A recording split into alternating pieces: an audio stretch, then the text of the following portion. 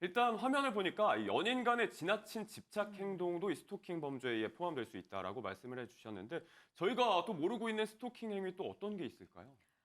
스토킹의 사전적 의미를 보면 상대방의 의도와는 상관없이 고의적으로 쫓아다니며 집요하게 정신적, 신체적으로 괴롭히는 행위를 말하는데요. 가령 고백이나 만남을 거절했음에도 지속적으로 편지나 문자 메시지를 보내고 선물을 준다거나 상대방에 대한 허위 사실을 유포하고 모함하는 행위도 해당될 수 있고요. 네. 자신과 만나주지 않으면 죽여버리겠다라는 식의 협박을 하거나 어머. 위협적인 행동을 하는 것도 스토킹 행위에 해당합니다. 자, 요즘은 또 SNS도 워낙 많이 이용하다 많이 보니까 쓰죠. 상대방이 이제 원치 않는 내 정보를 쉽게 또 알 수가 있잖아요. 이런 것들이 악용되는 일도 많을 것 같아요. 네, 맞습니다. 직접적인 만남이 없더라도 인터넷, SNS를 통한 경우도 스토킹 범죄에 해당합니다. 내가 원하지 않는데도 반복적이고 지속적으로 친구 신청을 하거나 접근을 한다든지 욕설, 음란한 사진 또는 그림을 일방적으로 보내는 행동들 모두 사이버 스토킹으로 보고 있습니다. 네, SNS라는 것이 참 이게 사적인 공간인 동시에 공적인 공간이잖아요. 그쵸. 게시물 올릴 때 내 정보가 또 너무 퍼질 수 있으니까 이런 것도 좀 조심할 필요는 있을 것 같습니다.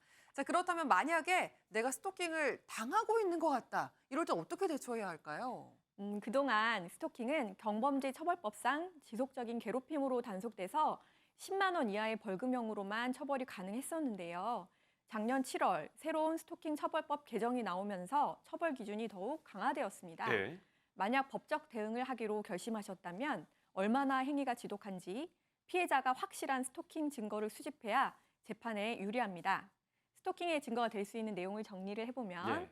먼저 경찰 신고 내역과 가해자가 보낸 메시지 내용, 피해자를 직접 찾아올 경우에 해당 장면이 녹화된 CCTV 영상이 될 수 있는데요. 간혹 가해자에게 연락이 오는 게 무섭고 괴로워서 그 즉시 삭제를 해버리는 분들이 많은데요. 많을 것 같아요. 네, 혹시 모를 신고를 대비해서 꼭 남겨두셔야 합니다. 어. 이 밖에도 가해자로 인해 상처나 멍이 생길 경우에는 의료기관에서 진단과 치료를 받은 후 상해 진단서를 발급받아야 하고요. 폭력이 발생하지 않아도 위협을 느꼈다면 사건 발생 날짜와 시간, 장소, 가해자가 어떤 행동을 했는지, 무엇을 지니고 있었는지를 꼼꼼하게 기록하는 것이 중요합니다. 네, 그런데 사실 스토킹의 경우 보복이 두려워서 신고를 망설이는 경우도 있을 것 같은데요. 이럴 때는 어떻게 해야 할까요? 맞습니다. 하지만 상대방의 집착은 시간이 지날수록 더욱 심해지기 마련입니다. 더 큰 위험이 처하기 전에 적극적으로 대응하는 것이 좋은데요. 만일 스토킹 신고를 하게 되면 경찰에서는 피해자의 안전을 보호하기 위해 응급조치나 긴급 응급조치, 잠정조치 순으로 조치를 취하게 됩니다. 1단계 응급조치의 경우에는 가해자의 스토킹 행위를 제지하고 수사와 동시에 피해자를 보호시설로 인도하고요. 2단계 응급조치의 경우에는 피해자의 주거지 100m 이내 접근 금지와 전화와 인터넷을 이용한 접근 금지 명령을 내리는데요.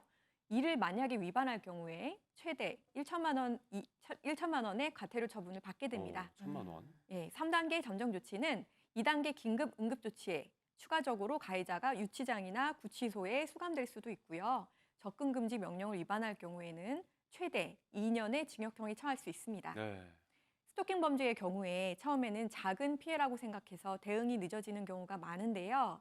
피해자에 대한 보호 제도나 가해자 처벌 규정이 점차 확대되고 있기 때문에 망설이지 마시고 전문가와 함께 강경하게 대응하는 것이 필요합니다. 적극적으로 대응하겠다는 마음가짐 자체가 중요할 것 같습니다. 자, 두 번째 사연도 한번 살펴볼 텐데요. 일단 주변에서 흔히 일어나는 일입니다.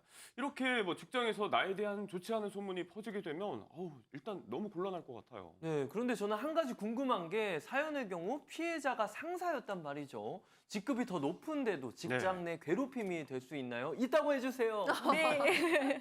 그래서 직장 내 괴롭힘의 경우에 직위의 우위뿐 아니라 관계의 우위도 해당이 됩니다.